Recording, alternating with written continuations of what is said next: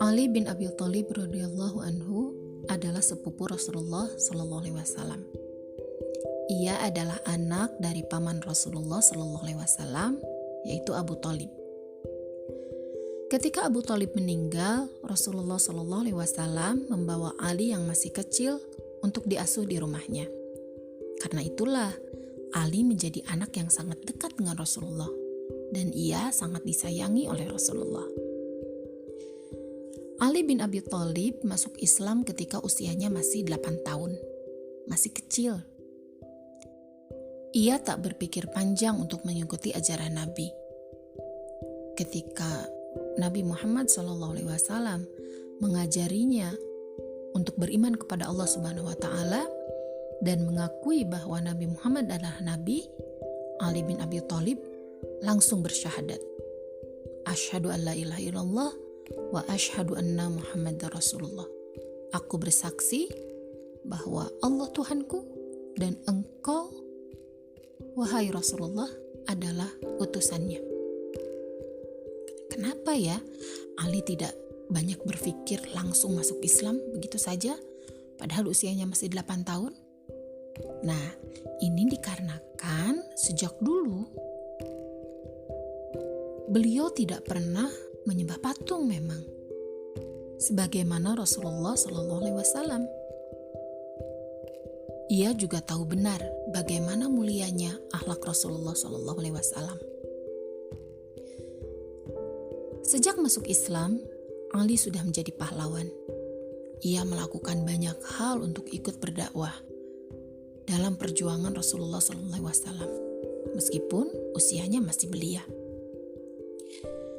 Ali bin Abi Thalib radhiyallahu anhu sangat menyukai ilmu pengetahuan. Sehingga setelah dewasa, ia terkenal sebagai lautan ilmu.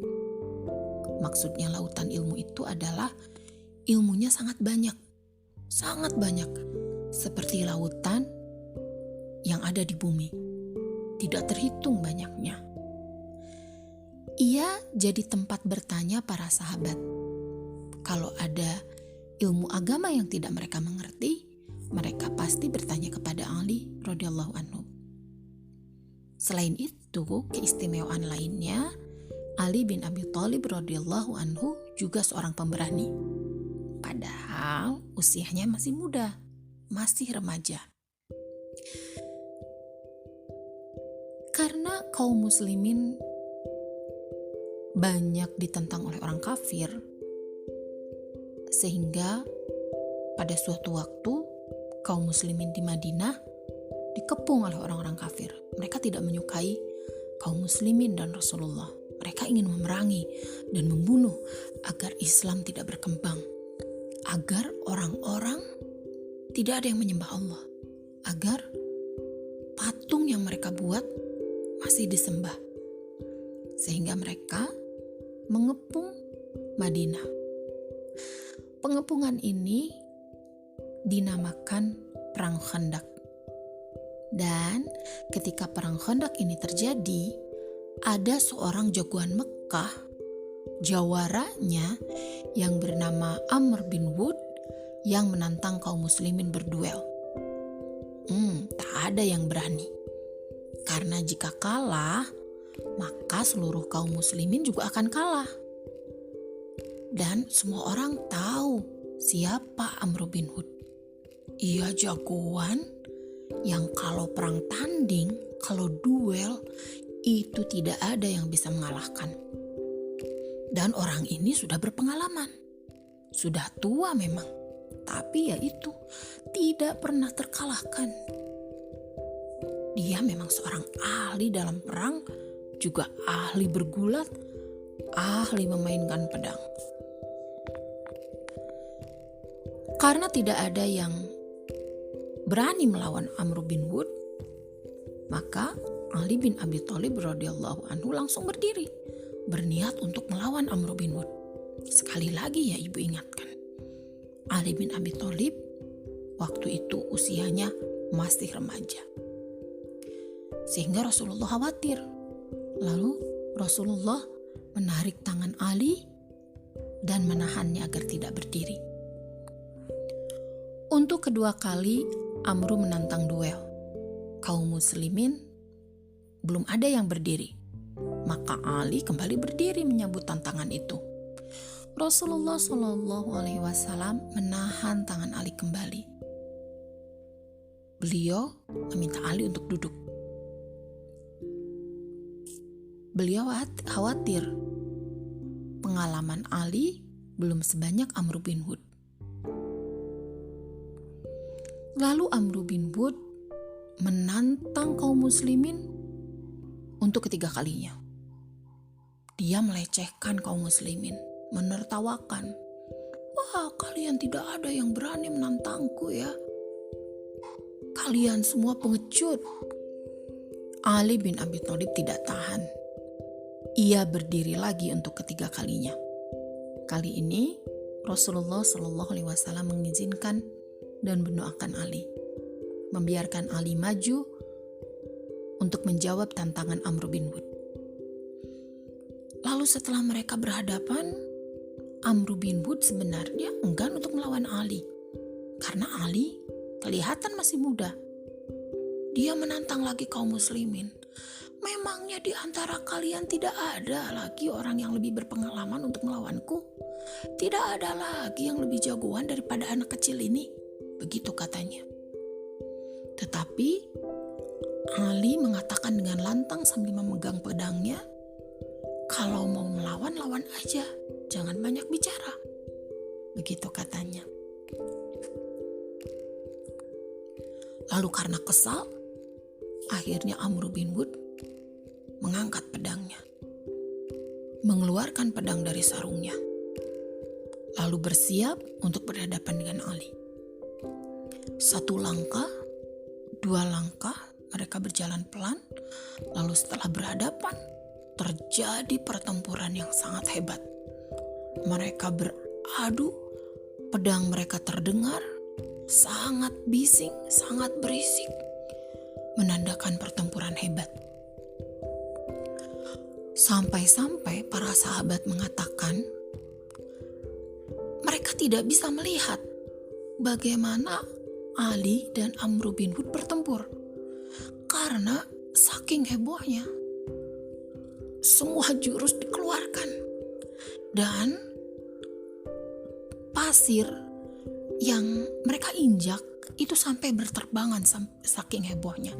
Saking dahsyatnya pertempuran dua orang ini. Tidak ada yang tahu jalannya pertempuran kecuali Ali sendiri dan Amr bin Wud tentu saja. Semua orang tegang karena di dalam asap pasir itu, kabut pasir, tidak ada yang bisa melihat pertempuran selain suara pedang saja yang terdengar. Lalu setelah beberapa saat yang hebat, terdengarlah teriakan Allahu Akbar dari dalam kabut pasir itu. Karena takbir yang terdengar, lalu setelah itu sepi, tidak terdengar apapun lagi, maka para sahabat tahu bahwa Ali lah yang memenangkan pertempuran ini. Bayangkan ya, seorang anak muda, masih remaja, mempunyai keberanian yang luar biasa. Dan beraninya bukan berani saja, tetapi memang punya keahlian, jago berperang. Sampai-sampai jawara Mekah saja yang sudah berpengalaman, yang tidak pernah terkalahkan, akhirnya bisa dikalahkan olehnya. Luar biasa. Kekalahan Amr bin Wud ini membuat orang kafir merasa gentar, sehingga ini menjadi jalan kemenangan bagi kaum muslimin. Kehebatan Ali bin Abi Thalib juga terlihat saat perang Khaybar, saat kaum muslimin mengepung orang-orang jahat dari kaum Yahudi. Tetapi yang namanya kaum Yahudi itu pengecut, sehingga mereka tidak berani melawan dan bersembunyi di dalam benteng. Lalu yang bisa menembus benteng itu hanya Ali bin Abi Thalib radhiyallahu anhu. Padahal pada saat itu Ali bin Abi Thalib sedang sakit matanya, merah, tidak bisa melihat dengan jelas. Sebelum pergi bertempur, Rasulullah meludahi mata Ali sambil mendoakannya. Nah, karena ini ludah Rasulullah, maka ludah ini mengandung obat, mengandung berkah. Karena Rasulullah orang yang mulia. Segala sesuatu yang ada dalam diri Rasulullah adalah mulia. Rambutnya, keringatnya, bahkan ludahnya pun bisa mengobati. Rasulullah membawa keberkahan bagi semua orang.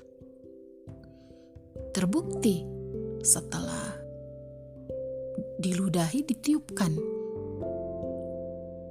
didoakan, Ali bin Abi Thalib sembuh seketika. Lalu dia maju bertempur dan bisa menembus benteng itu dan bisa memimpin kaum muslimin mengalahkan orang Yahudi yang sudah berbuat jahat kepada orang Islam. Dan lagi-lagi pada waktu itu usia Ali masih sangat muda. Hebat sekali ya. Kehebatannya lagi adalah Ali bukan hanya jago berperang, bukan hanya pemberani. Tadi sudah ibu sebutkan di awal, Ali juga sangat menyukai ilmu. Dia sangat cerdas. Banyak perkataan orang kafir atau perkataan orang munafik dapat dilawan tanpa berpikir. Semuanya tak ada yang berani beradu ilmu dengan Ali.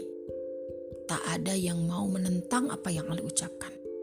Karena semua orang menyadari Ali belajar langsung dari Rasulullah SAW sejak kecil.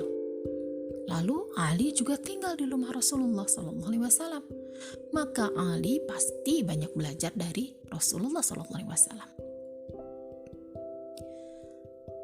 Tetapi meskipun semua sahabat menghormati Ali yang masih muda, Ali tetap tidak manja loh ya. Ia bekerja untuk dirinya sendiri. Meskipun orang lain banyak yang memberi, beliau lebih suka bekerja. Meskipun beliau hidup bersama Rasulullah, tetap ingin bekerja.